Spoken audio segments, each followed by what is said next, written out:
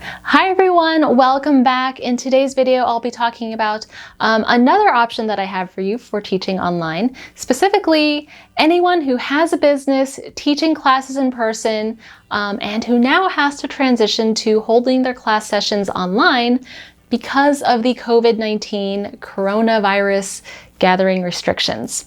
In my previous video, I talked about using Facebook Live and YouTube Live.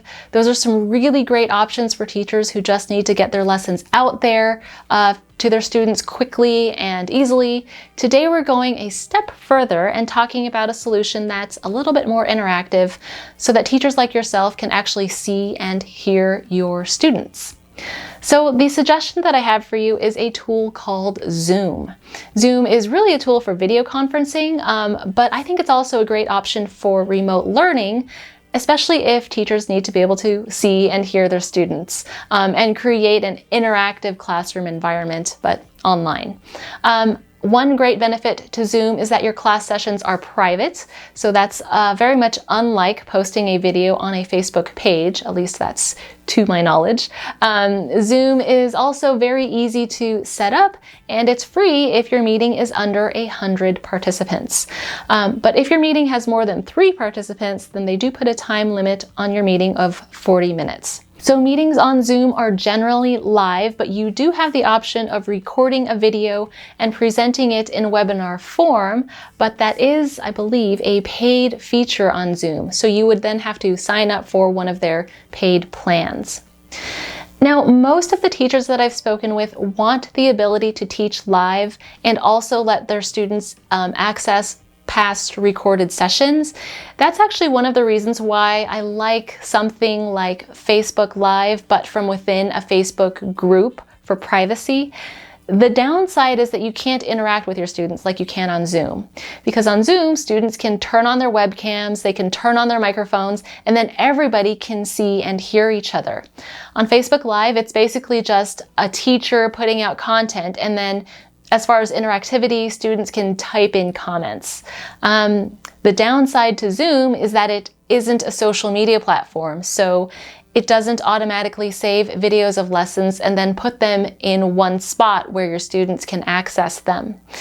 If you're a teacher that needs the interactivity and the privacy of Zoom, but also wants students to be able to access videos of previous lessons, one way to do that is to teach your classes on Zoom. Record your meeting, because Zoom does let you do that, and then you'll have to save your video file to your local computer, so make sure that you have plenty of space on your hard drive for a video. So yeah, record your meeting on Zoom, and then you can upload your video to a place of your choice. You can do a private Facebook group, you can do a shared Dropbox folder, you can do Amazon S3, although I have to say the interface for Amazon S3 is pretty overwhelming if you're not a techie person. And if you're brave enough, you can even start a website and create your own bona fide online course and turn what you're teaching now into a passive income stream. And if you're interested in that, let me know down in the comment section so that I know people are actually interested, and I'll show you how to do that. So the free tier of Zoom includes a number of really impressive features that I do think teachers are going to enjoy.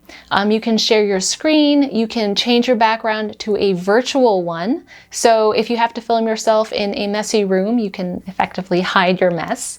If you want to mute your participants while you are teaching so the noise isn't distracting, you can do that. And then participants can raise their hand virtually, so that you'll be notified when someone has a question. And Zoom also has group collaboration features such as breakout rooms, so you can split your meeting into smaller groups for discussion. So it's an amazingly powerful tool, and it's free. So Zoom is what I would recommend for teachers who want to teach live, who need to share their screen, who want to be able to interact a lot with their students. Unfortunately, Zoom doesn't offer the community aspect that Facebook Groups has, and Zoom also doesn't automatically save your video sessions to a place where your students can access them.